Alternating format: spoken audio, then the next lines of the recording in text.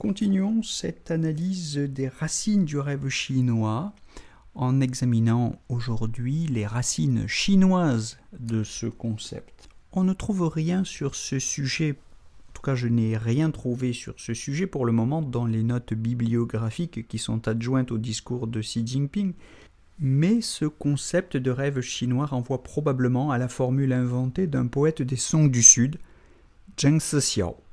1241-1318, un poète qui commentait au poème Xia Quan, du classique des poèmes, les soupirs politiques d'un homme espérant un nouveau printemps de la dynastie Zhou et qui invoquait à son tour la célèbre complainte de Confucius lui-même, Confucius qui disait « Hélas, comme je décline, il y a bien longtemps que je n'ai plus rêvé du duc de Zhou ». Fin de citation, c'est un propos de Confucius très célèbre qu'on trouve dans les Entretiens de Confucius, chapitre 7, paragraphe 5. Alors par parenthèse, pour les auditeurs qui ne connaîtraient pas le duc de Zhou, personnage important de l'histoire, son nom personnel était Dan, c'était le fils du roi Wen, mort en 1122 avant Jésus-Christ, et le frère cadet du roi Wu. Au décès de son frère, il a assumé la régence entre 1115 et 1110, donc avant Jésus-Christ, jusqu'à la majorité du roi Cheng. Et Confucius, ça qui est important, Confucius le tient pour un parangon de vertu, de fidélité et de noblesse. Bon, il le prend pour un modèle de sagesse et c'est important parce que, comme on le verra plus bas, il s'agira aussi de renouveler chez Xi Jinping l'universalisme, la conception particulière de l'universalisme qui prévalait sous les Zhou au cours de cette dynastie à laquelle donc Confucius se réfère. Donc de Xi Jinping à Zheng Sixiao et de Zheng Sixiao à Confucius, je crois qu'il y a là de quoi exhumer les racines chinoises du concept de rêve chinois. Évidemment, le concept et le thème, le motif du rêve a été travaillé par Zhuangzi. Là, je vous renvoie à un article de Vincent Durand d'Astès et Réniel Ancel, Le récit de rêve en Asie centrale, langues et genres, dans la revue Extrême-Orient, Extrême-Occident, numéro 42, paru en 2018.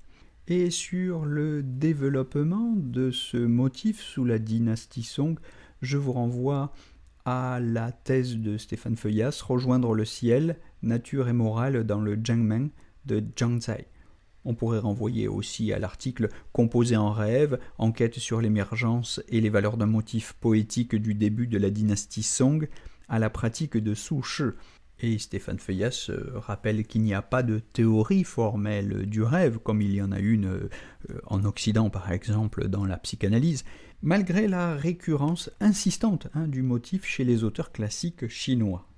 Donc on n'a pas en Chine une théorie, une théorisation du motif du rêve, mais on a par contre effectivement une récurrence, une valorisation forte de ce motif. Donc tout en se gardant bien de parler d'une théorisation chinoise du motif du rêve chinois, je crois qu'on peut quand même en parler, moins comme d'une fuite hors du réel justement, que comme d'un réel en mutation. Le concept de rêve en général et de rêve chinois en particulier sert à parler des mutations du réel, d'une orientation du réel vers la réalisation de sa part inaccomplie. Je crois que c'est ça, profondément, le sens du rêve chinois dans la doctrine socialiste du rêve chinois. Xi Jinping utilise la métaphore maoïste de la transformation de la mer en champ de mûrier chez les humains. Dans la prise de Nankin par l'armée populaire de libération, poème métrique de 7 sinogrammes. Là, je vous renvoie au recueil de poèmes de Mao Zedong paru en 2003. Aux éditions de la documentation centrale, page 64. Voilà, alors en résumé, vous avez bien compris, on ne peut pas dire grand-chose du concept de rêve chinois en lui-même d'après les sources, d'après les notes bibliographiques adjointes au discours de Xi Jinping.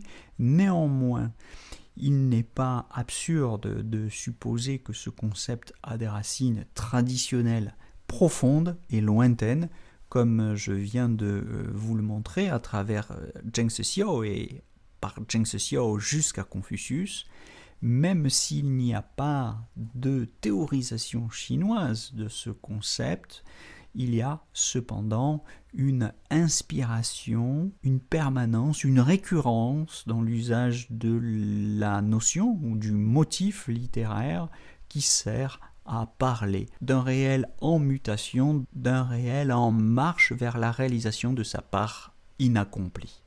Eh bien, je vous retrouve très vite pour parler de l'intérêt qu'il y a à mobiliser le motif du rêve et les ressources de la littérature en politique. Je vous attends à mon prochain podcast pour parler de ce sujet avec Régis Debray et Peter Sloterdijk. Bonne journée à tous!